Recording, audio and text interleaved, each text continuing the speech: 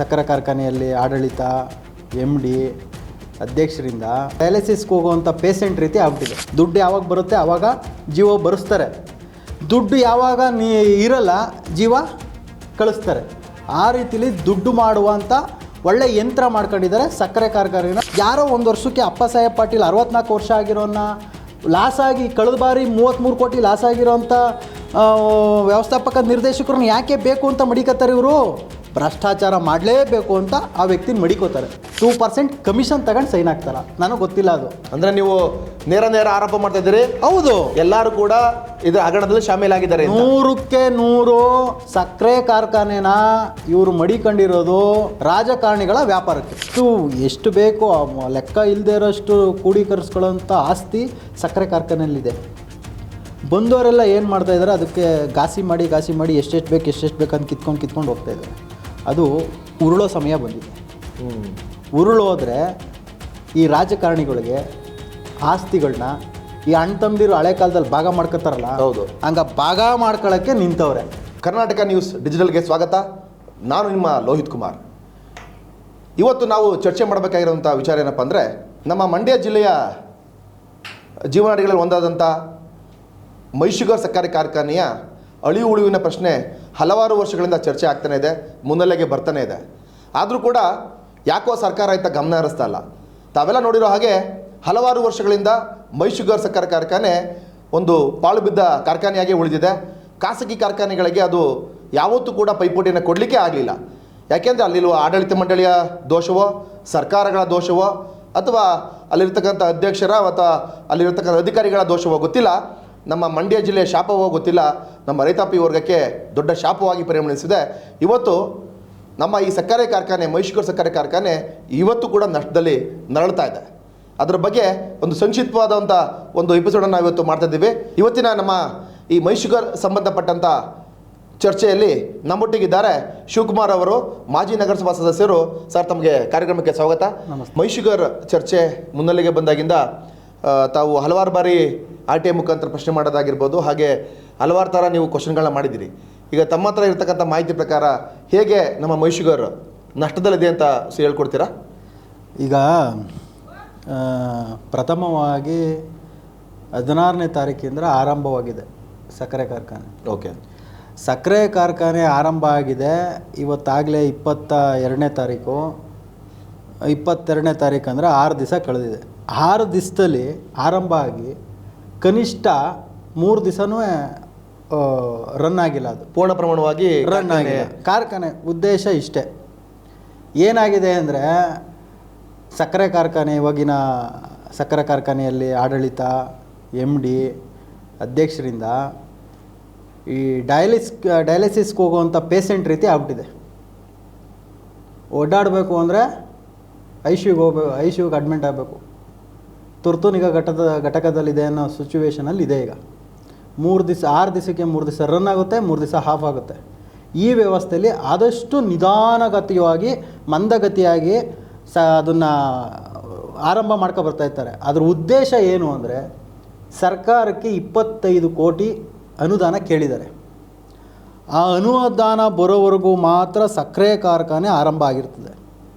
ಅದು ಬಂದ ತಕ್ಷಣ ಸಕ್ಕರೆ ಕಾರ್ಖಾನೆ ಈ ವರ್ಷ ಅಂದರೆ ಬರೋ ಅದೆಲ್ಲ ಹೇಳಲ್ಲ, ದುಡ್ಡು ಯಾವಾಗ ಬರುತ್ತೆ ಆವಾಗ ಜೀವ ಬರೆಸ್ತಾರೆ, ದುಡ್ಡು ಯಾವಾಗ ಇರಲ್ಲ ಜೀವ ಕಳಿಸ್ತಾರೆ. ಆ ರೀತಿಲಿ ದುಡ್ಡು ಮಾಡುವಂಥ ಒಳ್ಳೆ ಯಂತ್ರ ಮಾಡ್ಕೊಂಡಿದ್ದಾರೆ ಸಕ್ಕರೆ ಕಾರ್ಖಾನೆನ. ಆಮೇಲೆ ನಮ್ಮ ಮುಗ್ಧ ರೈತರನ್ನ ಸಂಪೂರ್ಣವಾಗಿ ಎಲ್ಲರೂ ಸೇರಿ ಯಾಮರಿಸ್ತಾ ಇದ್ದಾರೆ. ಇದರಲ್ಲಿ 2 ಮಾತಿಲ್ಲ. ಮಂಡ್ಯ ಜಿಲ್ಲೆಯಲ್ಲಿ ಹೋರಾಟಗಳ ಹಿನ್ನೆಲೆ ಇರತಕ್ಕಂಥ ಜಿಲ್ಲೆ. ರೈತ ಸಂಘದವರು, ರೈತಪರ ಹೋರಾಟಗಾರರು ಹಲವಾರು ಬಾರಿ ಈ ವಿಚಾರಗಳನ್ನ ಚರ್ಚೆಗೆ ಮುನ್ನೆಲೆ ತಂದಿದ್ದಾರೆ. ಹಾಗಿದ್ದಾಗಲೂ ಕೂಡ ನೀವು ಹೇಳ್ತಾ ಇರೋದು, ಎಲ್ಲರೂ ಆಗಿದ್ರೆ ರೈತಪರ ಸಂಘಟನೆಗಳು ಏನು ಕ್ವಶನ್ ಮಾಡ್ತಾ ಇಲ್ಲ, ಏನು ಕೆಲಸಗಳು ಮಾಡ್ತಾ ಇಲ್ಲ ಅಂತ ಆದರೆ, ಈಗ ನೀವೇ ಹೇಳ್ದಂಗೆ ರೈತ ಸಂಘಟನೆಗಳಿಗೆ ನನಗಿಂತ ಹೆಚ್ಚಾಗಿ ಮಾಹಿತಿ ಇರಬೇಕು. ನಾನು ಇನ್ನೂ ಹಂತವಾಗಿ ಬರ್ತಾ ಇರೋಂಥ ಯುವಕ. ನನಗಿಂತ ಹಿರಿಕರಿದ್ದಾರೆ, ನನಗಿಂತ ತಿಳಿದವರಿದ್ದಾರೆ. ಅವರೇ ಬಂದು ಹೇಳಿ, ನಾನು ಹೇಳೋದು ತಪ್ಪಿದರೆ ಅವರೇ ಕರೆದು ಹೇಳಿ, ನಿಮ್ಮ ವಾಹಿನಿ ಕರೆದು ಮಾತಾಡಲಿ, ನಾನು ಅದಕ್ಕೆ ಬರೋಕ್ಕೆ ರೆಡಿ. ಯಾವಾಗ ಬೇಕಾದರೂ ಕರೀಲಿ. ಈ ಥರ ಲಾಸ್ ಆಗಿರೋದು ಸತ್ಯ, ಕೊಳ್ಳೆ ಹೊಡೆದಿರೋದು ಸತ್ಯ. ಉದ್ದೇಶಪೂರ್ವಕವಾಗಿ ಇಲ್ಲಿ ನಾನು ಮುಖಂಡರುಗಳು ಹೊಂದಾಣಿಕೆ ಮಾಡ್ಕೊಂಡಿದ್ದಾರೆ ಅಂತ ನಾನು ಹೇಳೋಕ್ಕಾಗಲ್ಲ. ಆದರೆ ಒಂದು ಸ್ವಲ್ಪ ಇವರು ಹೋರಾಟ ತೀರುವ ಇಲ್ಲದೆ ಇರೋದಾಗ ನಮಗೆಲ್ಲೋ ಅನುಮಾನ ಬರುತ್ತೆ, ಎಲ್ಲ ಇವರೆಲ್ಲ ಹೊಂದಾಣಿಕೆ ಆಗ್ಬಿಟ್ರೇನೋ, ಫ್ಯಾಕ್ಟ್ರಿ ತೀರಿಸಲೇಬೇಕು ಅನ್ನೋ ಮನಸ್ಸಿಗೆ ನಿಂತ್ಕೊಬಿಟ್ಟಿದ್ದಾರೇನೋ ಅನ್ನೋ ಉದ್ದೇಶ ಇದೆ. ಅದರಿಂದ ನಾನು ಇದನ್ನು ಈ ಬಗ್ಗೆ ಹೋರಾಟ ಮಾಡಿ ಅಂತ ಹೇಳ್ಬೋದು. ಕನ್ನಡ ಸೇನಾ ಸಂಘದವ್ರು ಇರ್ಬೋದು, ಯಾವುದೇ ಪಕ್ಷದವ್ರು ಇರ್ಬೋದು, ಆ ಪಕ್ಷ ಈ ಪಕ್ಷ ಸ್ವಪಕ್ಷದವರೇ ಇರ್ಬೋದು, ರೈತ ಸಂಘಟನೆಗಳೇ ಇರ್ಬೋದು, ಅದಕ್ಕೆ ಸಂಬಂಧಪಟ್ಟವ್ರು ಯಾರೇ ಇದ್ರೂ ಖಂಡಿತ ಹೋರಾಟ ಮಾಡಬೇಕು, ಮಾಡ್ತಾರೆ ಅಂತ ನಂಬಿದ್ದೀನಿ. ನಿಮ್ಮ ಮಾತಿನ ಪ್ರಕಾರ ಮೈ ಶುಗರ್ ಕಾರ್ಖಾನೆ ದುಸ್ಥಿತಿ ತಲುಪಿಡಿದೆ. ಖಂಡಿತ ಅನುದಾನ ಬಂದಾಗ ಮಾತ್ರ ಚಾಲನೆ ಕೊಡ್ತಾರೆ, ಅನುದಾನ ತೀರೋದ್ಮೇಲೆ ಕೈ ಎದ್ಬಿಟ್ಟು 30 ಕೋಟಿ ಲಾಸ್ ಆಯಿತು ಅಂತ ಹೇಳ್ಬಿಡ್ತಾರೆ. ಅದನ್ನು ನೀವು ಹೇಳ್ತಾ ಇದ್ದೀರಿ. ಅಂದ್ರೆ ಇಲ್ಲಿ ಸರ್ಕಾರದ ಲೋಪ ಅಂತ ಹೇಳ್ತೀರಾ, ಆಡಳಿತ ಮಂಡಳಿಯ ಲೋಪ ಅಂತ ಹೇಳ್ತೀರಾ, ಅಥವಾ ಅಲ್ಲಿ ಅಧಿಕಾರಿ ವರ್ಗಗಳ GM MD ಇದ್ದಾರೆ, ಹಲವಾರು ಜನ ಅಧಿಕಾರಿ ವರ್ಗಗಳಿದ್ದಾರೆ. ಇಲ್ಲಿ ನೀವು ನೇರವಾಗಿ ಆರೋಪ ಮಾಡೋದಾದರೆ ಎಲ್ಲೋ ನಾವು ಕತ್ತಲ್ಲಿ ಕಲ್ತೂರಕ್ಕಾಗಲ್ಲ. ನೀವು ನೇರವಾಗಿ ಆರೋಪ ಮಾಡೋದಾದ್ರೆ ಇಂತಿಷ್ಟು ಜನಗಳಿಂದನೇ ಅಥವಾ ಇಂಥವ್ರಿಂದನೇ ಆಗ್ತದೆ ಅಂತ ಹೇಳ್ಬೇಕಲ್ವಾ? ಯಾರಿಂದ ಆಗ್ತಾ ಇದೆ ಇಲ್ಲಿ? ಖಂಡಿತ ಈ ಲೋಪ ಆಗ್ತಾ ಇರೋದು ಎಲ್ಲಿ ಅಂತಂದರೆ, ಸರ್ಕಾರ ನಿವೃತ್ತ ನೌಕರರಿಗೆ ಯಾವುದೇ ರೀತಿಯಾದಂತಹ ಕೆಲಸ ಕೊಡಬಾರ್ದು ಅಂತ ಆದೇಶ ಮಾಡಿದ್ದು. ನಾನು ಮಾಡಿರೋದಲ್ಲ, 9/1/2024 ಮಾನ್ಯ ಸಿದ್ದರಾಮಯ್ಯನವ್ರು ಹೇಳಿರೋದು. ಸರ್ಕಾರ ಅಂದರೆ ಯಾರು? ಸಿದ್ದರಾಮಯ್ಯನವರು ಅಷ್ಟು ಕಟ್ಟುನಿಟ್ಟಾಗಿ ಆದೇಶ ಮಾಡಿದ್ರೂ ಯಾರೋ ಒಂದು ವರ್ಷಕ್ಕೆ ಅಪ್ಪಸಾಹೇಬ್ ಪಾಟೀಲ್ 64 ವರ್ಷ ಆಗಿರೋನ್ನ ಲಾಸಾಗಿ ಕಳೆದ ಬಾರಿ 33 ಕೋಟಿ ಲಾಸ್ ಆಗಿರೋಂಥ ವ್ಯವಸ್ಥಾಪಕ ನಿರ್ದೇಶಕರನ್ನ ಯಾಕೆ ಬೇಕು ಅಂತ ಮಡಿಕೋತಾರೆ ಇವರು?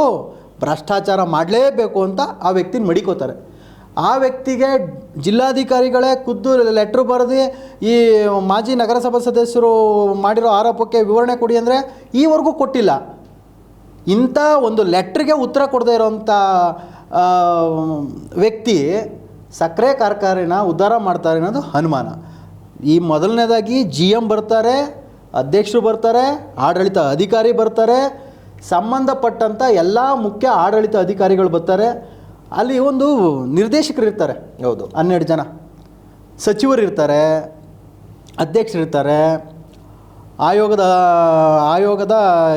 ಚೇರ್ಮನ್ ಇರ್ತಾರೆ, ಅಧ್ಯಕ್ಷ ಸಚಿವರು ಇರ್ತಾರೆ, ಆಮೇಲೆ ಅದಕ್ಕೆ ನಮ್ಮ ಮುಖ್ಯ ಕಾರ್ಯದರ್ಶಿಗಳು ಇರ್ತಾರೆ, ಅದಕ್ಕೆ ಕೈಗಾರಿಕಾ ಸಣ್ಣ ಕೈಗಾರಿಕೆ ಇಲ್ಲ ಮುಖ್ಯ ಕಾರ್ಯದರ್ಶಿ ಇವರೆಲ್ಲ ಇರ್ತಾರೆ. ಇವರೆಲ್ಲ ನೋಡ್ದೇ ಸೈನ್ ಹಾಕ್ತಾರಾ ಇಲ್ಲ 2% ಕಮಿಷನ್ ತಗೊಂಡು ಸೈನ್ ಹಾಕ್ತಾರ? ನನಗೆ ಗೊತ್ತಿಲ್ಲ ಅದು. ಅಂದ್ರೆ ನೀವು ನೇರ ಆರೋಪ ಮಾಡ್ತಾ ಇದ್ದೀರಿ? ಹೌದು, ಎಲ್ಲರೂ ಕೂಡ ಇದು ಹಗರಣದಲ್ಲಿ ಶಾಮೀಲಾಗಿದ್ದಾರೆ. 100ಕ್ಕೆ 100 ಸಕ್ಕರೆ ಕಾರ್ಖಾನೆನ ಇವರು ಮಡಿಕೊಂಡಿರೋದು ವ್ಯಾಪಾರಕ್ಕೆ, ರಾಜಕಾರಣಿಗಳ ವ್ಯಾಪಾರಕ್ಕೆ. ರಾಜಕಾರಣಿಗಳು ಅಂತ ಅಂದ್ರೆ ಇಲ್ಲಿ ಪ್ರಶ್ನೆ 2 ಥರ ಉದ್ಭವ ಆಗುತ್ತೆ. ರಾಜಕಾರಣಿಗಳು ಅಂದ್ರೆ ಯಾವ ಪಕ್ಷದವರು? ನೋಡಿ, ನಾನು ಹೇಳ್ತಾ ಇರೋದು, ಆಡಳಿತ ಇವತ್ತು ಸಿದ್ದರಾಮಯ್ಯ ಸರ್ಕಾರ ಇದೆ, ಇನ್ನೊಂದು ನಿಮ್ಮ ಸರ್ಕಾರನೇ ಇತ್ತು. ಹಾಗಾದ್ರೆ ಸಿದ್ದರಾಮಯ್ಯ ಸರ್ಕಾರದಲ್ಲಿ ಮಾತ್ರ ಹಗರಣ ಆಗಿದೆ, ನಿಮ್ಮ ಸರ್ಕಾರದಲ್ಲಿ ಹಗರಣ ಆಗಿಲ್ಲ ಅಂತ ಹಾಗಾದ್ರೆ? ಇಲ್ಲ, ನಾನು ನೋಡಿ, ಯಾವತ್ತೂ ನನ್ನ ಸರ್ಕಾರದಲ್ಲಿ ನಾನು ಇನ್ನೊಂದು ಸರ್ಕಾರನ ಇದು ಮಾಡ್ಕೊಳ್ಳೋದು, ಇನ್ನೊಂದು ಸರ್ಕಾರನ ಹೊಗಳೋದು, ನಾನು ಅದನ್ನು ಮಾಡ್ತಾ ಇಲ್ಲ. ಓಕೆ, ನಾನು ನಿಮ್ಗೆ ಉತ್ತರ ಕೊಡ್ತಾ ಇದ್ದೀನಿ. ತಪ್ಪು ಯಾರೇ ಮಾಡಿರಲಿ, ಹೌದು, ಅದು ನನ್ನ ಸರ್ಕಾರದಲ್ಲಿ ತಪ್ಪಾಗಿದ್ರೆ ಒದ್ದಿ ಜೈಲ್ಗೆ ಹಾಕಿ. ಆ ಶಕ್ತಿ ಇವ್ರಿಗಿಲ್ವಾ? ಆ ತಾಕತ್ತು ಇಲ್ಲಿಲ್ವಾ? ಎಷ್ಟು ತಿಂಗಳು ಕೊಟ್ಟಿದ್ದೀವಿ? 24 ತಿಂಗಳು ಅವಕಾಶ ಆಗಿದೆ ಅವ್ರಿಗೆ. 2 ವರ್ಷ ಅವಕಾಶ ಕೊಟ್ಟಿದ್ದೀವಿ. ಯಾರನ್ನು ಜೈಲ್ಗೆ ಹಾಕಿದಿರಿ? ನೇರವಾಗಿ ಇದಕ್ಕೆ ನೀವು ಉತ್ತರ ಕೊಡಬೇಕು, ನಾನೇನಲ್ಲ. ನನ್ನೂ ಸುಧಾ, ನನ್ನ ತಪ್ಪಿದ್ರು ನನ್ನೂ ಸುಧಾ, ಫ್ಯಾಕ್ಟ್ರಿ ಒಳಗೆ ಇಂದಿನ ಅಧ್ಯಕ್ಷರೂ ಸುಧಾ, MDನೂ ಸುಧಾ, ಯಾರಿರ್ತಾರೆ ಎಲ್ಲರನ್ನೂ ಹಾಕಿ ನೀವು. ನಾನು ಕೇಳ್ತಾ ಇರೋದು ಇಷ್ಟೇ, ನಾನು ಕೇಳ್ತಾ ಇರೋದು ನ್ಯಾಯ. ಪಕ್ಷಪಾತವಾದ ತನಿಖೆ ಮಾಡಿ, ಖಂಡಿತ ಮಾಡಿ. ಹೌದು, ಅಲ್ಲಿ ಇಂಥದೇ ಪಕ್ಷ ಅಂತಿಲ್ಲ, ಬೇಡ ಅಧಿಕಾರಿ ಅಂತಿಲ್ಲ, ಬೇಡ, ಯಾವುದೇ MD ಇರಲಿ, ಯಾವುದೇ GM ಇರಲಿ, ಯಾವುದೇ ಅಧ್ಯಕ್ಷರ ಆಡಳಿತ ಮಂಡಳಿ ಇದ್ರು ಕೂಡ ನಿಷ್ಪಕ್ಷಪಾತ ತನಿಖೆ ಆಗಲಿ. ಯಾರು ತಪ್ಪಿತಸ್ಥರಿದ್ದಾರೆ ಅವ್ರನ್ನ ಆರೋಪ ಎಲ್ಲರೂ ಹಾಕಿ. ಆಮೇಲೆ ಒಂಟು ಡಬಲ್ ವಸೂಲ್ ಮಾಡಬೇಕು. ಅವರು ಇದು ಮಾಡಿರೋದು ಉದ್ಧಾರ ಆಗಬೇಕು ಅಂದರೆ, ಕಾರ್ಖಾನೆ ಉದ್ಧಾರ ಆಗಬೇಕು ಅಂದರೆ ಒಂಟು ಡಬಲ್ ತೆಗಿಬೇಕು ಅವ್ರ ಹತ್ರ ಎಲ್ಲ. ಅಂತ ಏನಂದರೆ, ನಾವು ಕೆಲವು ಸತಿ ಮಾತಾಡಬಾರ್ದು, ಅಷ್ಟು ತೊಂದರೆ ಕೊಟ್ಬಿಟ್ಟಿದ್ದಾರೆ ಕಾರ್ಮಿಕರಿಗೆ. ಕಾರ್ಮಿಕರಿಗೆಲ್ಲ ತೊಂದರೆ ಆಗಿದೆ. ಅದನ್ನೆಲ್ಲ ನಾವು ಅವರೇ ಬಂದು ಮಾತಾಡಬೇಕು. ಯಾಕೆಂದರೆ ಕಾರ್ಮಿಕರು ತೊಂದರೆ ಕಾರ್ಮಿಕರ ಇಲಾಖೆ ಇರ್ತದೆ, ಆ ಇಲಾಖೆಗೆ ಸಂಬಂಧಪಟ್ಟವ್ರು ಕಂಪ್ಲೇಂಟ್ ಮಾಡಿ ಅವ್ರು ಕೊಡಬೇಕು. ಅದೆಲ್ಲ ಆಗಿದೆ ಖಂಡಿತ. ತಾವು ಹೇಳ್ದಂಗೆ ಈಗ ಮಂಡ್ಯದಲ್ಲಿ ಹಲವಾರು ಸಕ್ಕರೆ ಕಾರ್ಖಾನೆಗಳು ಪ್ರಸ್ತುತ ಚಾಲ್ತಿಯಲ್ಲಿದ್ದಾವೆ. ಅದರಲ್ಲಿ ನಮ್ಮ ಮೈಶುಗರ್ ಕಾರ್ಖಾನೆ ಯಾವಾಗಲೂ ಇಳುವರಿನಲ್ಲಿ ಹಿಂದೆ ಅಂತ ಹೇಳ್ತೀರಿ. ನಿಮ್ಮಲ್ಲಿ ಆ ರೀತಿ ಅದಕ್ಕೆ ದಾಖಲೆಗಳಿದಾವ?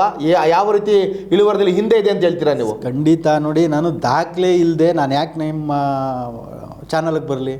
ನಾನು ಧೈರ್ಯವಾಗಿ ಮಾತಾಡ್ತಾ ಇದ್ದೀನಿ. ದಾಖಲೆ ಇಟ್ಟೇ ನಿಮಗೆ ದಾಖಲೆನೂ ಕೊಡ್ತೀನಿ ನಾನು.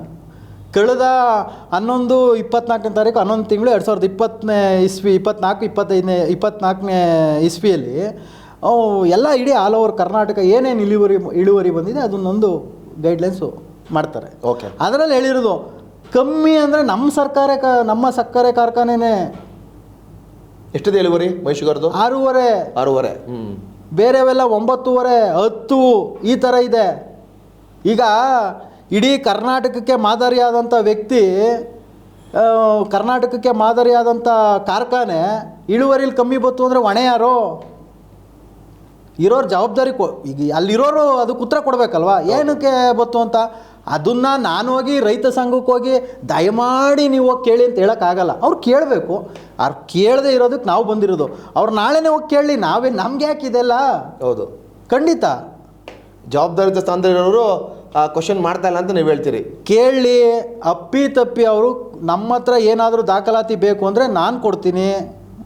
ಅವ್ರು ನಮ್ಮ ಹತ್ರ ಇರೋ ದಾಖಲಾತಿ ತಗೊಂಡು ಅವ್ರು ಪ್ರಶ್ನೆ ಮಾಡಲಿ. ಹಾಗಿದ್ರೆ ಇಲ್ಲಿ ಸಂಪೂರ್ಣವಾಗಿ ಮೈಶುಗರ್ ಕಾರ್ಖಾನೆ ವಿಫಲ ಆಗೋದಕ್ಕೆ ಆಡಳಿತ ಮಂಡಳಿಯ ವಿಫಲತೆಯಲ್ಲಿ ಎದ್ದು ಕಾಣ್ತದೆ ನೀವು ಹೇಳ್ತೀರಿ. ಹೌದು, ಆಡಳಿತ ಮಂಡಳಿಯ ಅಧ್ಯಕ್ಷರ ಯಾರು ವಿಫಲತೆ ಐತೆ? ವ್ಯವಸ್ಥಾಪಕ ನಿರ್ದೇಶಕರು, ಅಧ್ಯಕ್ಷರು, ಆಡಳಿತ ಮಂಡಳಿ, ವ್ಯವಸ್ಥಾಪಕ ನಿರ್ದೇಶಕರು, MD ಇವರೆಲ್ಲ ಟೋಟಲಿ 4-5 ಜನ ಸಹಭಾಗಿಗಳು ಅಂತ ಹೇಳ್ತೀರಿ. ಹೌದು. ಇದಕ್ಕೆ ಪರಿಹಾರನೇ ಇಲ್ವಾಗಾದ್ರ? ಏನು ಪರಿಹಾರ ಸರ್? ಈಗ ಸಮಸ್ಯೆಗಳನ್ನ ಹುಡುಕ್ತಾ ಇರೋದಾಗೈತೆ ನಾವು. ಮೈಶುಗರ್ 100 ಕೋಟಿ ಕೊಡ್ತಾರಂತೆ, ಆ ಸರ್ಕಾರ ಬಂದಾಗ ಹೊಸ ಕಾರ್ಖಾನೆ ಕಟ್ಬಿಟ್ಟಾರಂತೆ, ಇವನೊಬ್ರು ಬಂದಾಗ 50 ಕೋಟಿ ಕೊಟ್ಬಿಟ್ರಂತೆ, ಅಯ್ಯೋ ನಮ್ಮ ರೈತರು ಭಾಳ ಹಸ್ನಾಗೋಯ್ತಂತೆ ಹೇಳ್ತೇನೆ ಅವ್ರೆ. ಯಾವತ್ತಾಗೋದು ಕೆಲಸ ಹಂಗಾರೆ? ಈಗ ಏನು ಗೊತ್ತಾ, ಈ ಕೆಲವು ಸರಿ ಉಳ್ಳವರು ದತ್ತು ತಗೋತಾರೆ. ಹೌದು, ನೀರು ಏನು ಇಲ್ಲದೆ ಹೋದಾಗ ಈ ಬೇಕಾದಷ್ಟು ಎಷ್ಟು ಬೇಕೋ ಲೆಕ್ಕ ಇಲ್ಲದೆ ಇರೋಷ್ಟು ಕೂಡೀಕರಿಸ್ಕೊಳ್ಳೋಂಥ ಆಸ್ತಿ ಸಕ್ಕರೆ ಕಾರ್ಖಾನೆಯಲ್ಲಿದೆ. ಬಂದವರೆಲ್ಲ ಏನು ಮಾಡ್ತಾಯಿದ್ದಾರೆ, ಅದಕ್ಕೆ ಘಾಸಿ ಮಾಡಿ ಎಷ್ಟೆಷ್ಟು ಬೇಕು ಅಂತ ಕಿತ್ಕೊಂಡು ಹೋಗ್ತಾಯಿದ್ದಾರೆ. ಅದು ಉರುಳೋ ಸಮಯ ಬಂದಿದೆ. ಉರುಳೋದ್ರೆ ಈ ರಾಜಕಾರಣಿಗಳಿಗೆ ಆಸ್ತಿಗಳನ್ನ ಈ ಅಣ್ಣ ತಮ್ಮದಿರು ಹಳೆ ಕಾಲದಲ್ಲಿ ಭಾಗ ಮಾಡ್ಕೊತಾರಲ್ಲ, ಹೌದು, ಹಂಗ ಭಾಗ ಮಾಡ್ಕೊಳ್ಳೋಕ್ಕೆ ನಿಂತವ್ರೆ. ಇದು ಮೈಶುಗರ್ ಆಸ್ತಿನ ಎಲ್ಲ ಕಬಳಿಸೋಕ್ಕೆ ಹುನ್ನಾರ ಮಾಡ್ತಾವ್ರೆ ಅಂತ ಹೇಳ್ತೀರಿ. ನೋಡಿ, ಹಂಗಿಲ್ದೆ ಹೋದರೆ ಒಬ್ಬ ರಿಟೈರ್ಡ್ ಆಗಿರೋ ತಹಸೀಲ್ದಾರ್ ಸ್ವಾಮಿ ಏನೋ ರ್ಯಾಕ್ರಿ ಇವರು ಅಪಾಯಿಂಟ್ ಮಾಡ್ಕೊತಾರೆ. ಇವರು ಮತ್ತೆ ಮುಖ್ಯಮಂತ್ರಿ ಆದೇಶ ಏನಕ್ಕೆ ಇವರು ತಿರಸ್ಕರಿಸ್ತಾರೆ? ಮುಖ್ಯಮಂತ್ರಿ ಅಪಾಯಿಂಟ್ ಮಾಡೋರು ಅವ್ರನ್ನ. ಅದೇ ಇದನ್ನು ಯಾವುದು ಎಲ್ಲೆಲ್ಲಿ ಜಾಗಗಳಿದೆ ಅದನ್ನೆಲ್ಲ ಗುರುತಿಸ್ಬೇಕು. ಯಾವುದು ಇವ್ರಿಗೆ ಹೊಂದಾಣಿಕೆ ಆಗುತ್ತೆ ಅವ್ರಿಗೆ ಅಡ್ಜಸ್ಟ್ ಮಾಡಬೇಕು. ಮಾಡಿಲ್ವ ಇದನ್ನ ಇವರು? ಬಹಿರಂಗ ಪಡಿಸ್ಲಿ. ಇಲ್ಲಿವರೆಗೂ ಆ ಥರದ್ದು ಹಾಕಿದಾವ? ಯಾವ್ದಾರು ಬೇರೆ ಹೆಸರಲ್ಲಿ ಖಾತೆ ಆಗಿರೋದು ಉದಾಹರಣೆಗಳಿದಾವ ನಿಮ್ಮ ಹತ್ರ? ನೋಡಿ ಸರ್, ನಾನು ಹೇಳೋದು ಈಗ ಸಂಪೂರ್ಣವಾಗಿ ಹಿಂದೆ 1917ರಲ್ಲಿ ಪೇಪರ್ ಇದಾಗಿ ಬಂದಿದ್ದು ಅಂತ ನನಗೆ ಹೌದು ಮಾಹಿತಿ ಇರೋದು ಅಲ್ವಾ? ಹೌದು. ಅಲ್ಲಿಂದ ಇಲ್ಲಿವರೆಗೆ ನಾನು ಹುಟ್ಟಿಲ್ಲ, ನೀವು ಹುಟ್ಟಿಲ್ಲ, ಈಗ ನಡೆಸ್ತಾ ಇರೋರು ಹುಟ್ಟಿಲ್ಲ. ಅಲ್ಲಿಂದ ಇಲ್ಲಿವರೆಗೆ ಎಷ್ಟಿತ್ತು ಆಸ್ತಿ ತನಿಖೆ ಮಾಡಿ ಒಂದು ಸತ್ಯಶೋಧ ಸಮಿತಿ ಮಾಡಿ ಜಿಲ್ಲಾಡಳಿತನೇ ಮಾಡಬೇಕದು. ಹೌದು. ಅದು ಮಾಡದೆ ಹೋದಾಗ ನಾನು ನೋಡಿ ಪೇಪರ್ ಹಿಡ್ಕೊಂಡು ಎಷ್ಟೇ ಬಡ್ಕೊಂಡ್ರು ಇವ್ರ ಹತ್ರ ಪ್ರಯೋಜನ ಆಯ್ತಾ ಇಲ್ಲ. ಜಿಲ್ಲಾಧಿಕಾರಿಗಳು ದಿಟ್ಟ ನೇರ ನಿರ್ಧಾರ ತಗೊಂಡ್ರೆ ಮಾತ್ರ ಇದಕ್ಕೆಲ್ಲ ಒಂದು ತಾರ್ಕಿಕ ಅಂತ್ಯ. ಅಂದರೆ ಈಗ ಒಂದು ಸತ್ಯಶೋಧನಾ ಸಮಿತಿಯನ್ನು ಮಾಡಿ ಸರ್ಕಾರವೇ ಇದನ್ನು ಪರಿಶೀಲನೆ ಮಾಡಬೇಕು. ಹೌದು, ಮೈಶುಗರ್ ಆಸ್ತಿ ಎಲ್ಲೆಲ್ಲಿದೆ ಎಲ್ಲವನ್ನು ಪರಿಶೀಲನೆ ಮಾಡಿ ಅದಕ್ಕೊಂದು ರೂಪುರೇಷೆ ಕೊಡಬೇಕು ಅಂತ ಹೇಳ್ತೀರಿ. ಹೌದು. ಬೇಲೆವರೆಗೆ ಎಷ್ಟು ಕಳೆದೋಗಿದೆ, ಎಷ್ಟು ಒತ್ತುವರಿ ಆಗಿದೆ, ಸಾವಿರಾರು ಕೋಟಿ ಬೆಲೆ ಬಾಳುವಂಥ ಆಸ್ತಿಗಳು ಬೆಂಗಳೂರು ಮಹಾನಗರದಲ್ಲಾಗಿರ್ಬೋದು, ಮಂಡ್ಯದಲ್ಲಾಗಿರ್ಬೋದು, ಹಾಗೆ ಹಲವಾರು ಜಿಲ್ಲೆಗಳಲ್ಲಿ ಮೈಸೂರು ಆಸ್ತಿಗಳಿದ್ದಾವೆ. ಅವೆಲ್ಲವನ್ನು ಸಾಧ್ಯನ ಮಾಡಲಿಕ್ಕೆ ಇವತ್ತು ಮುಟ್ಕೋಲ್ ಹಾಕೊಂಡು ತಿರುವು ಮಾಡ್ಸಕ್ಕೆ ಸಾಧ್ಯ ಇದೆಯಾ ಇವತ್ತು? ಸರ್, ಒಂದು ಹೇಳ್ತೀನಿ ಕೇಳಿ. ಹೇಳಿ. 100 ಜನದಲ್ಲಿ 10 ಜನ ಬಡವರನ್ನ ಇಟ್ಕೊಂಡಿರ್ತಾರೆ, 90 ಜನ ಶ್ರೀಮಂತರುಗಳು ಕೊಳ್ಳೆ ಹೊಡೆದಿರ್ತಾರೆ. ಈ 10 ಜನನ ಜಾಗಕ್ಕೆ ಒಂದು 10 ಅಡಿ 20 ಅಡಿ ಜಾಗ ಕೊಟ್ಟಿರ್ತಾರೆ ಅವ್ರಿಗೆ. ಬಡವರು ನನ್ನಂತವನೇ ಮಧ್ಯಮ ವರ್ಗದವನು ಕೊಟ್ಟಿರ್ತಾರೆ. ಅವ್ರಿಗೆ ಆ ಜಾಗ ಬಿಟ್ಟರೆ ಹೋಗೋಕ್ಕಾಗಲ್ಲ. ಈ 90 ಜನ ಇರ್ತಾರಲ್ಲ ಅವ್ರಿಗೆ ಹಣ ಸಂದಾಯ ಮಾಡಿ ಇವ್ರನ್ನ ಪ್ರತಿಭಟನೆ ಕೂರಿಸ್ತಾರೆ. ನಾಳೆ ಒಂದಾದರೆ ಏನು ಇದಾಯಿತು ನೋಡಿ, ಮಿಮ್ಸ್ ಹಿಂದ್ಗಡೆ ಹೌದು. ಸೇಮ್ ಇದೇ ಕೇಸ್ ಇದಾಗೋದು. ಅದರಿಂದ ಯಾರು ಅಲ್ಲಿ 10 ಜನ ಬಡವರು ಇದ್ದಾರೆ, ಇವರು ಅವ್ರನ್ನ ಗುರುಸಿ ಅವ್ರಿಗೊಂದು ಜಾಗ ಕೊಟ್ಟು ಮಿಕ್ಕಿದವ್ರನ್ನೆಲ್ಲರನ್ನು ಕ್ಲಿಯರ್ ಮಾಡಿ. ಸರ್, ಇದು ಕ್ಲಿಯರ್ ಮಾಡೋಕ್ಕೆ ಹೋದರೆ ಯಾರ್ಯಾರು ಎಲ್ಲೆಲ್ಲಿ ಏನೇನಾಯ್ತದೆ ಅಂತ ಗೊತ್ತಿಲ್ಲ. ಆ ರೀತಿ ಪ್ರೆಸರ್ ಆಗುತ್ತೆ, ಹೇಳಿದ್ರೆ ಏನೇನಾಗುತ್ತೋ. ಓಕೆ. ಆ ಧೈರ್ಯ, ಆ ತಾಕತ್ತು ಯಾರು ತೋರಿಸ್ಬೇಕು ಅಂತೀರಾ? ಆ ಧೈರ್ಯ ಜಿಲ್ಲಾ ಮಂತ್ರಿಗಳ, ಜಿಲ್ಲಾಧಿಕಾರಿಗಳ, ನಾನು ಹೇಳ್ತಾ ಇದ್ದೀನಿ ಕೇಳಿ, ಮುಖ್ಯಮಂತ್ರಿಗಳ, ಇಲ್ಲ ಅಥವಾ ಪ್ರಧಾನಮಂತ್ರಿಗಳ ಅಥವಾ ರಾಷ್ಟ್ರಪತಿಗಳ, ನಿಮ್ಮ ಮುಖಾಂತರ ಧೈರ್ಯ ಯಾರು ತೋರಿಸ್ಬೇಕಾಗಾದ್ರೆ? ಧೈರ್ಯ ತೋರಿಸ್ಬೇಕಲ್ಲ ಯಾರಾದ್ರೂ ಒಬ್ರು. ಶಿವಕುಮಾರ್ ಮಾಡಕ್ಕಾಗಲ್ವಲ್ಲ ಧೈರ್ಯನ? ಧೈರ್ಯ ಮಾಡಬೇಕು ಅಂತ ಅಧಿಕಾರಿ ವರ್ಗ ಯಾರಾದ್ರೂ ಬೇಕಲ್ಲ? ಯಾರು ಮಾಡ್ಬೇಕಂತ? ಆಯ್ತು, ಈಗ ಯಾರು ಮಾಡ್ಬೇಕು ಅದು? ನಾನು ಹೇಳ್ತೀನಿ ಯಾರು ಮಾಡಬೇಕು. ಈಗ ಕತ್ತಿಗೆ ಬೆಕ್ಕಿನ ಕತ್ತಿಗೆ ಗಂಟೆ ಕಟ್ಟಾರ ಯಾರು ಅಂತ ಹೇಳ್ತಿರಲ್ಲ. ಈಗ ಎಲ್ಲ ಲೋಪಗಳು ಸರಿ ಮಾಡೋದಕ್ಕೆ ಒಬ್ರು ಯಾರು ಬೇಕು? ಹೌದು, ಖಂಡಿತ. ಯಾರು ಮಾಡೋರು? ನಾನು ನ್ಯಾಯವಾಗಿದ್ದೀನಿ, ನಾನು ನ್ಯಾಯಯುತವಾದಂಥ ಅಧ್ಯಕ್ಷ ಅನ್ನೋದಾದರೆ ಈ ಕೂಡಲೇ ಸರ್ಕಾರಕ್ಕೊಂದು ಅರ್ಜಿ ಬರೀರಿ. 1917ರಿಂದ ಆಸ್ತಿ ಏನಾಗಿದೆ, ಯಾರ್ಯಾರು ವಶಪಡಿಸ್ಕೊಂಡಿದ್ದಾರೆ ಬರೀರಿ. ನಿಮ್ಮದೇ ಸರ್ಕಾರ, ಬರೀರಿ, ತನಿಖೆ ಮಾಡಿ. ಖಂಡಿತ ಬರುತ್ತೆ. ಜಿಲ್ಲಾಧಿಕಾರಿಗಳಿಗೆ ಬರೀರಿ ನೀವೇ. ಸ್ವಾಮಿ, ಯಾರ್ಯಾರೋ ನಮಗೆ ಆರೋಪ ಮಾಡ್ತಾ ಇದ್ದಾರೆ, ನನಗೆ ಒಂದು ಚೂರು ಕಲೆ ಇಲ್ಲ, ಕಪ್ಪು ಕಲೆ ಇಲ್ಲ, ದಯಮಾಡಿ ಈ ಕೂಡಲೇ ನೀವು ಸತ್ಯಶೋಧ ಸಮಿತಿ ಮಾಡಿ ಏನು ಆಸ್ತಿ ಇದೆ, ಯಾರೇ ಪ್ರಭಾವಿ ಆದ್ರೂ, ಅದು ಸ್ವತಃ ಮುಖ್ಯಮಂತ್ರಿಯವರು ವಾಸ ಇದ್ರೂ ನಾವು ತೆರವು ಕೊಡಿಸ್ತೀವಿ, ಮಾಡಿ, ಒತ್ತುವರಿ ತೆರವು ಮಾಡಿ ಅಂತ ಹೇಳ್ತೀವಿ. ಮಾಡಿ. ನಾನು ಕೇಳೋದು ಇಲ್ಲಿ, ಈಗ ಆಡಳಿತ ಯಾರ ಕೈಲೈತೆ? ಅಧ್ಯಕ್ಷರಿಗೆ ಫುಲ್ ಪವರ್ ಇದೆ, ಪೂರ್ಣಾಧಿಕಾರ ಕೊಟ್ಟಿದ್ದೀವಿ ಅಧ್ಯಕ್ಷರಿಗೆ. ಈಗ ಒತ್ತುವರಿ ತೆರವು ಮಾಡಿಸಿ ಅಂತೀರಿ. ಈಗ ಮೀಡಿಯಾ ನೀವೇ ಒಳಗೆ ಹೋಗ್ಬೇಕು ಅಂದರೆ ಅಧ್ಯಕ್ಷರು ಅನುಮತಿ ಇಲ್ಲದೆ ಹೋಗಂಗಿಲ್ಲ. ಆ ಪರಿಸ್ಥಿತಿ ಇಲ್ಲಿದೆ. ಆ ಪರಿಸ್ಥಿತಿಲಿ ಇರೋದ್ರಿಂದ ನಾನು ಹೇಳ್ತಾ ಇದ್ದೀನಿ, ಅಧ್ಯಕ್ಷರು ನಾಳೆ ಬೆಳಿಗ್ಗೆನೆ ನಾನು ಹೇಳಿರೋ ವಿಷಯನ ಹೇಳಿ. 1917ರಿಂದ ಇಲ್ಲಿವರೆಗೆ ಎಷ್ಟು ಆಸ್ತಿ ಇತ್ತು? ಹೌದು, ದಯಮಾಡಿ ಜಿಲ್ಲಾಧಿಕಾರಿಯವರಿಗೆ ಒತ್ತಾಕ್ಲಿ, ಬರೀಲಿ. ಜಿಲ್ಲಾಧಿಕಾರಿಗಳಿಗೆ 3 ತಿಂಗಳು ಸಮಯ ಕೊಡಲಿ. 3 ತಿಂಗಳಲ್ಲಿ ಎಲ್ಲ ಬಗೆಹರಿದ್ಬಿಡ್ತದೆ. ನಾನು ಇರ್ತೀನಿ, ನೀವು ಇರ್ತೀವಿ. ಇದರಲ್ಲಿ ಅವ್ರಿಗೆ ನಾನೇ ಸ್ವತಃ ಒಂದು 6 ಥರ ಸಾಕ್ತೀನಿ, ಅಭಿನಂದಿಸ್ತೀನಿ. ಈ ವಿಷಯ ಮಾಡಿದ್ರೆ ನಾನು ಅಧ್ಯಕ್ಷರಿಗೆ ಅಭಿನಂದಿಸ್ತೀನಿ. ಓಕೆ. ಅಂದರೆ ಒಂದು ನಿಮ್ಮ ಹೋರಾಟ ಎರಡಿದೆ. ಒಂದು, ಮೈಷುಗರ್ ಆಸ್ತಿಗಳನ್ನು ಮುಟ್ಟುಗೋಲು ಹಾಕೊಂಡಿರ್ತಕ್ಕಂಥದ್ದನ್ನು ನೀವು ಸ್ವಾಧೀನಕ್ಕೆ ಪಡಿಬೇಕು ಅನ್ನೋದು ಒಂದನೇದು, ಹೌದಾ? ತಮ್ಮ ವಾದ. ಎರಡನೇ ವಾದ ಬಂದು, ಇವತ್ತು ನಷ್ಟದಲ್ಲಿರ್ತಕ್ಕಂಥ ಮೈಷುಗರ್ನ ಉಳಿಸೋಕೆ ಪ್ರಯತ್ನ ಮಾಡಬೇಕು. ಈಗ ಆಡಳಿತ ಮಂಡಳಿ ಅದನ್ನ ಪ್ರಾಮಾಣಿಕವಾಗಿ ಮಾಡ್ತಾ ಇಲ್ಲ, ಅದು ನಿಮ್ಮ ಎರಡನೇ ಆರೋಪ. 100ಕ್ಕೆ 100 ಮನಸ್ಸು ಶುದ್ಧದಿಂದ ಕೆಲಸ ಮಾಡಿದ್ರೆ ಎರಡೂ ಆಯ್ತವೆ. ನೀವು ನೋಡ್ಬೋದು, ನಾವು ನೋಡ್ಬೋದು. ಮನಸ್ಸು ಶುದ್ಧದಿಂದ ಮಾಡಬೇಕು, ಶುದ್ಧತೆ ಮಾಡಬೇಕು. ಸರಿ, ಇವಾಗ ನಿಮಗೆ ತಿಳಿದಿರೋ ಹಂಗೆ ಮೈಷುಗರ್ ಚೆನ್ನಾಗಿದ್ದರೆ ಇಡೀ ಮಂಡ್ಯ ಜಿಲ್ಲೆಯ ಒಡನಾಡಿಗಳು, ಯಾಕೆಂದರೆ ಗೊತ್ತು KRS ಒಂದು ಭಾಗ ಆದರೆ ನಮಗೆ ಮೈಷುಗರ್ ಇನ್ನೊಂದು ಭಾಗ ನಮ್ಮ ರೈತರುಗಳಿಗೆ. ಹಾಗಾದರೆ ಮೈಷುಗರ್ಗೆ ಜೀವ ತುಂಬ್ತಾನೇ ಇದ್ದಾರೆ ತುಂಬ ವರ್ಷಗಳಿಂದ, ಹಲವಾರು ವರ್ಷಗಳಿಂದ. ಹಾಗಾದರೆ ಮೈಷುಗರ್ಗೆ ತುಂಬ್ತಾ ಇರೋವಂಥ ಜೀವ ಎಲ್ಲಿಗೆ ಹೋಯ್ತೈತೆ ಹಂಗಾದ್ರೆ? ಅಷ್ಟೊತ್ತಿಂದ ನಾನು ಹೇಳ್ತಾ ಇರೋದೇ ಅದು. ಅವರು ಏನು ಗೊತ್ತಾ, ಈಗ ICU ಇದ್ದಾಗ ಯಾರಿಗೆ ಲಾಭ? ಹಾಸ್ಪಿಟಲ್ ಡಾಕ್ಟ್ರವ್ರಿಗೆ ಲಾಭ. ಈಗ ಆ ಥರ ಇದ್ದರೆ ಯಾರಿಗೆ ಲಾಭ? ಅಲ್ಲಿ ಆಗಿರೋಂಥ ಅಧ್ಯಕ್ಷರಿರ್ಬೋದು, MD ಆಗಿರ್ಬೋದು, ಮತ್ತೊಬ್ಬರಾಗಿರ್ಬೋದು, ಅವ್ರಿಗೆ ಲಾಭ. ಇಷ್ಟೇ. ಇದು ನಾನು ಹೇಳ್ತಾ ಇರೋದು, ಸರ್ಕಾರ ಇವ್ರಿಗೆ ಹಣ ಬಿಡುಗಡೆ ಮಾಡಬೇಕು ಅಂದರೆ ಹಣಕಾಸು ಇಲಾಖೆನ ಕರೆದಿ, ರನ್ ಆಗಿದೆಯಾ ಫ್ಯಾಕ್ಟ್ರಿ, ಇವ್ರದ್ದು ಬಿಟ್ಬಿಡಿ. ಹೌದು, ಬೇರೆ ಫ್ಯಾಕ್ಟ್ರಿನೇ ಇಲ್ವಾ? ಪೂರ್ಣ ಪ್ರಮಾಣದಲ್ಲಿ ನಂದಿ ಶುಗರ್ ಫ್ಯಾಕ್ಟ್ರಿ ಇಲ್ವಾ? ಇಲ್ಲೇ ಬೇಡ, ನಮ್ಮ ಮಂಡ್ಯದವ್ರು ಅಡ್ಜಸ್ಟ್ಮೆಂಟ್ ಆಗೋಯ್ತಾರೆ. ಒಂದು ಸಮಿತಿ ಮಾಡಿ ಕಳಿಸಿ, ಏನು ಮುಗಿದೆ, ಏನಾಗಿದೆ, ಮಾಡ್ಬೋದಾ, ಮಾಡೋಕ್ಕಾಗಲ್ವಾ, ಎಷ್ಟು ಟನ್ ಇವರು ಬುಕ್ ಮಾಡಿದ್ದಾರೆ ಕಬ್ಬು, ಎಷ್ಟು ರೈತರ ಹತ್ರ ಮಾತಾಡಿದ್ದಾರೆ, ಎಲ್ಲೋ ಒಂಥವು 4 ಜನ ಮಾತಾಡ್ತಾ ಇರೋದು, ಒಂದು ಟವಲ್ ಹಾಕ ನಿಂತ್ಕೊಂಡಿದ್ರೆ ಒಂದು ಫೋಟೋ ಹೊಡ್ಕೊಬಿಟ್ರೆ ಇವರು, ಇವರೆಲ್ಲ ನಮ್ಮ ಕಾರ್ಮಿಕರು ಅಂತ ಬರ್ಕೊಳ್ಳೋದು. ಈ ದುರಸ್ತಿಗೆ ಹೋಗಿದೆ ಕಂಪ್ನಿ. ಓಕೆ, ಅಲ್ಲಿ ಕಬ್ಬು ಕಡಿಯುವಂಥ ಆಳುಗಳಿರ್ಬೋದು, ತೋರಿಸೋದು ಸುಮ್ಮನೆ. ಈಗ ಕಬ್ಬು ಕಡೆ ಆಳು ಇವರು ಕಾಸು ಕೊಡ್ತೀನಿ ಅಂದರೂ ಗೊತ್ತಾಯಿಲ್ಲ. ಈಗ ನೋಡಿ, ನಾನು ಹೇಳೋದು ಉದ್ದೇಶ ಇಷ್ಟೇ. ಪಕ್ಕದ ಫ್ಯಾಕ್ಟ್ರಿಯವನು ಬೇರೆ ಕಾರ್ಮಿಕರನ್ನ ಕರ್ಕೊಯ್ತಾ ಇದ್ರೆ ನಮ್ಮ ಫ್ಯಾಕ್ಟ್ರಿಯವರು ತಡೆದು ನಿಲ್ಸ್ಕೊಳಕ್ಕಾಯ್ತಾ ಇಲ್ಲ ಅಂದರೆ ಇವರ ಆಡಳಿತ ವಿಫಲತೆ ಐತಿ ಅಂತ. ಹೌದು. ಈಗ ಕಾರ್ಮಿಕರನ್ನ ಹಿಡಿದು ಶಕ್ತಿ, ನಿಮಗೆ ಕಾರ್ಮಿಕರನ್ನ ಹಿಡ್ಕೊಳ್ಳೋ ಶಕ್ತಿನೇ ಇಲ್ಲ. ಒಂದು ಕಚೇರಿಗೆ 4 ಜನ PS ಹಾಕಿಸ್ಕೊತೀರಿ ನೀವು. ಅವಶ್ಯಕತೆ ಏನೈತೆ? ಇಲ್ಲ. ನಿಮ್ಗೆ 15 ದುಡ್ಡು ಎಲ್ಲ ಹೋಯ್ತೈತೆ ಅಂದರೆ ನಾನು ಅಲ್ಲೆಲ್ಲ ಹಿಂಗೆ ಬಳಸ್ಕೊಂಡು ಅಲ್ಲಿ ಹೋಯ್ತೈತೆ ಅಂತ ಹೇಳ್ತಾ ಇದ್ದೀನಿ ನಾನು. ಹಿಂಗೆ ಆಗ್ತಾಯಿದೆ ಸಮಸ್ಯೆ. ಇದನ್ನೆಲ್ಲ ಸರಿಪಡಿಸ್ಬೇಕು ಅಂದರೆ ಅವರು ದಿಟ್ಟ ಮನಸ್ಸು ಮಾಡಬೇಕು. ಆಮೇಲೆ ಒಳ್ಳೆ ಹೃದಯವಂತಿಕೆ ಬರಬೇಕು. ನಾನು ಸಮಾಜಕ್ಕೆ ಸಮಾಜ ನನಗೇನು ಕೊಡ್ತು ಅನ್ನೋದಕ್ಕಿಂತ ಸಮಾಜಕ್ಕೆ ನಾನೇನು ಕೊಟ್ಟೆ ಅನ್ನೋದನ್ನ ಅವ್ರ ಮನಸ್ಸಲ್ಲಿ ಅದನ್ನ ಯೋಚನೆ ಮಾಡಿದ್ರೆ ಅವ್ರು ಖಂಡಿತ ನಾನು ಹೇಳೋದು ಇಷ್ಟು ದಿವಸ ತಪ್ಪಾಗಿದೆ ಬಿಟ್ಬಿಡಿ, ಇನ್ಮೇಲಾದರೂ ನೀವು ಪ್ರಾಮಾಣಿಕವಾಗಿ ಕೆಲಸ ಮಾಡಿ ತೋರಿಸಿ, ಆಯ್ತಪ್ಪ. ಈಗಲೂ ನೀವು ಅದನ್ನೇ ತಪ್ಪು ಮಾಡಿದ್ರೆ ಹೌದು ಹೇಳಿ. ಇದರಲ್ಲಿ ಖಾಸಗಿ ಕಾರ್ಖಾನೆಗಳೆಲ್ಲ ಲಾಭದಲ್ಲಿ ನಡೀತಾವೆ, ನಮ್ಮ ಮೈಸೂರು ಯಾಕೆ ನಡೀತಾ ಇಲ್ಲ? ನಡೆಸೋ ಪ್ರಯತ್ನ ಪ್ರಾಮಾಣಿಕವಾಗಿ ಮಾಡಿ, ಹೃದಯ ವೈಶಾಲ್ಯತೆ ತೋರಿಸಿ ಅಂತ ನೀವು ಹೇಳ್ತಾ ಇದ್ದೀರಿ ಅಧ್ಯಕ್ಷರಿಗೆ. ಕಿವಿ ಮಾತನ್ನು ಹೇಳ್ತಾ ಇದ್ದೀರಿ ಇಂದಿನ ಅಧ್ಯಕ್ಷರಿಗೆ. ನಾನು ಕಿವಿ ಮಾತಾ ಹೇಳಲ್ಲ, ನಾನು ಕಿವಿ ಮಾತು ಹೇಳಲ್ಲ, ಎಚ್ಚರಿಕೆ ಕೊಡೋದು ಅಷ್ಟೇ. ಎಚ್ಚರಿಕೆ ಕೊಡ್ತಾ ಇದ್ದೀರಿ.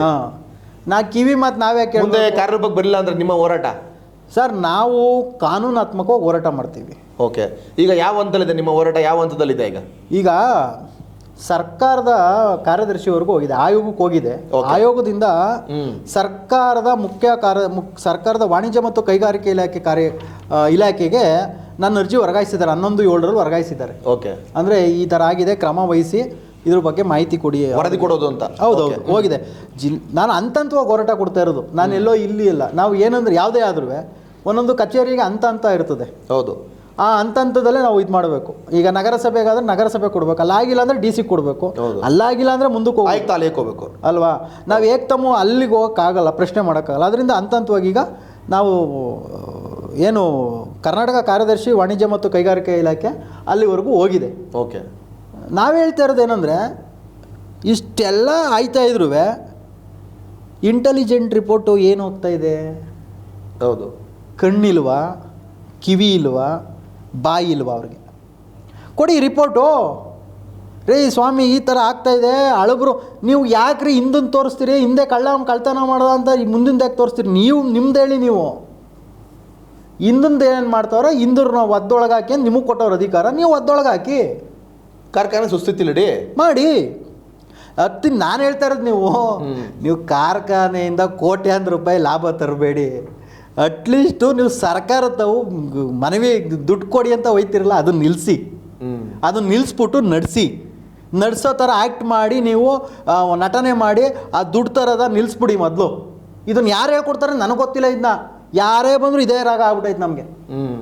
ರೈತರಿಗೆ ನೋಡಿ, ಮೊದಲನೇದಾಗಿ ರೈತರಿಗೆ ಅಲ್ಲಿ ಏನು ನಡೀತದೆ ಅಂತ ಗೊತ್ತಾಗಲ್ಲ. ಸರಿಯಾದ ಸಮಯಕ್ಕೆ ಪಾವತಿಗಳಾಗ್ತಾ ಇಲ್ಲ, ಕಬ್ಬನ್ ಬಿಲ್ ಪಾವತಿ ಆಯ್ತಲ್ಲ ಅನ್ನೋದು ದೊಡ್ಡ ಆರೋಪ.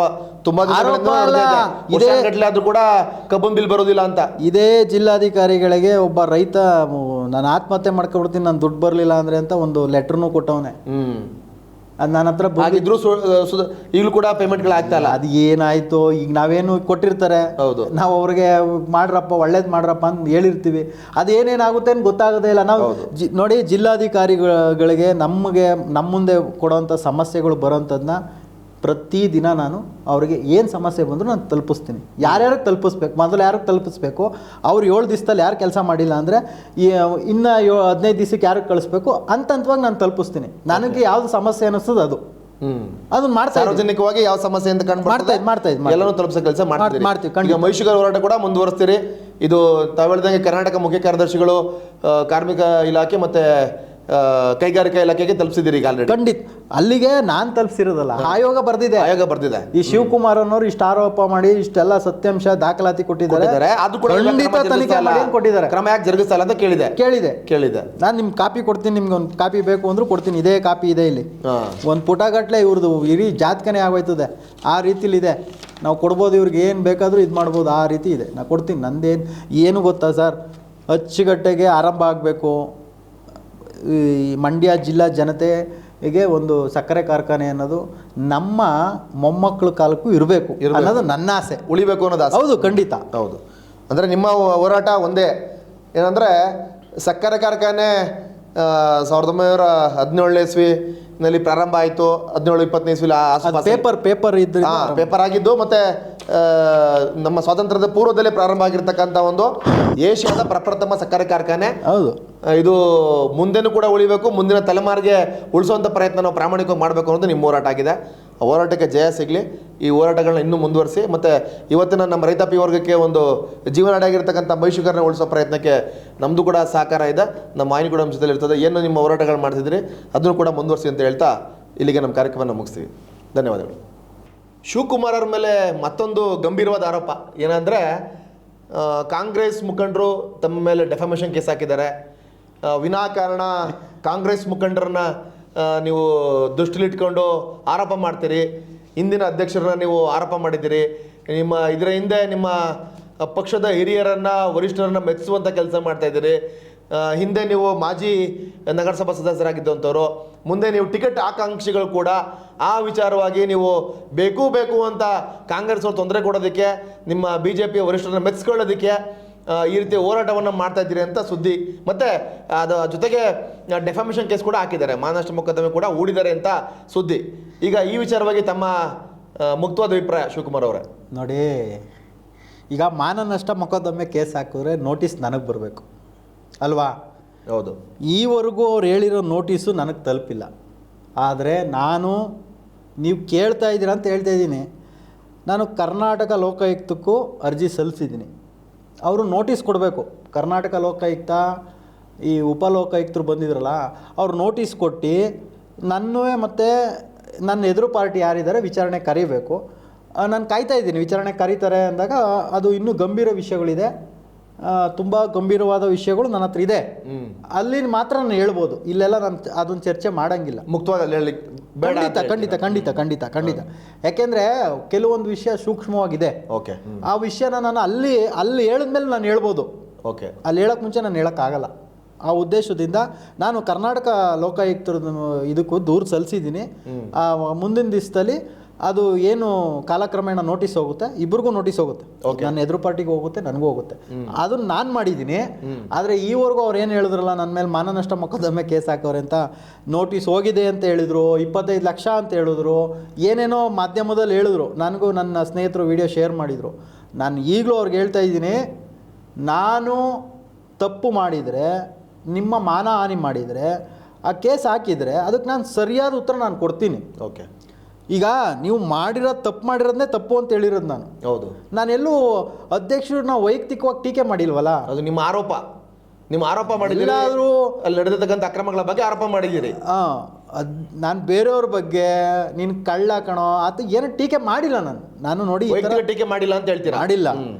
ಒಂದು ವೇಳೆ ಯಾವುದೇ ರೀತಿಯಾದಂಥ ನೀವು ನನಗೆ ಮಾನನಷ್ಟನೋ ಮತ್ತೊಂದೋ ಈ ಬೆದರಿಕೆ ಹಾಕೋದೋ ಇವೆಲ್ಲ ನೀವು ನನಗೆ ಹಾಕಿದ್ರೆ ಅದನ್ನು ತಿಳ್ಕೊಬಿಡಿ, ಅದು ನಿಮ್ಮ ಭ್ರಮೆ.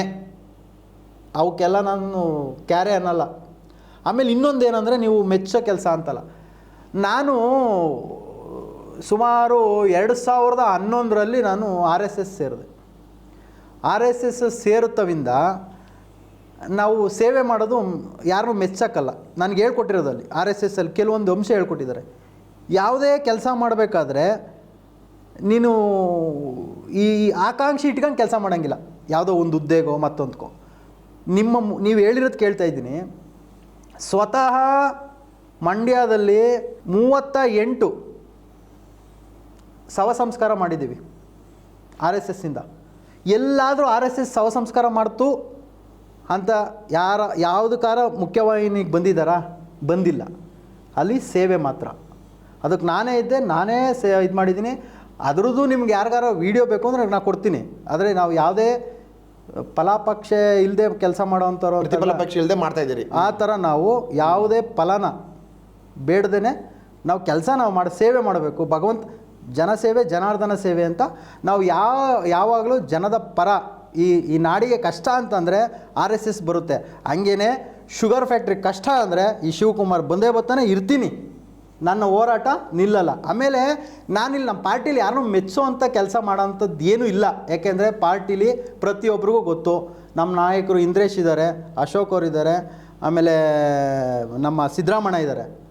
ಇವರೆಲ್ಲ ನಾನು ನೋಡಿದ್ದಾರೆ, ಯಾವ ಥರ ಇದ್ದಾನೆ ಇವನು, ಏನು ಒಳ್ಳೆಯವನ ಕೆಟ್ಟವನ ಅಂತ ಎಲ್ಲ ಅವ್ರಿಗೆ ಗೊತ್ತು. ಅವ್ರನ್ನ ನಾನು ಮೆಚ್ಚೋವಂಥದ್ದು ಏನೂ ಇಲ್ಲ. ಅವರು ನಮ್ಮನ್ನೆಲ್ಲ ನೋಡಿದ್ದಾರೆ.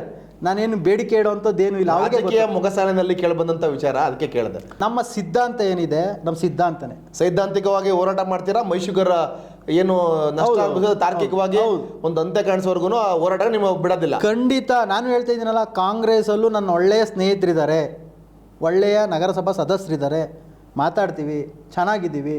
ಹಾಗಂತ ನಾನು ಸಿದ್ಧಾಂತನ ಮುರಿಯಲ್ಲ.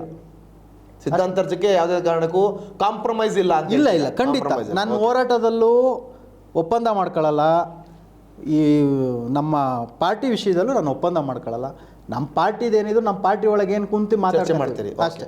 ಧನ್ಯವಾದಗಳು ಶಿವಕುಮಾರ್ ಅವರು, ಇಲ್ಲಿವರೆಗೆ ತಾವು ಮಾತಾಡೋದಕ್ಕೆ, ನಮಸ್ತೆ. ಚರ್ಚೆಗೆ ಬಂದಿದ್ದಕ್ಕೆ ಥ್ಯಾಂಕ್ ಯು. Thank you.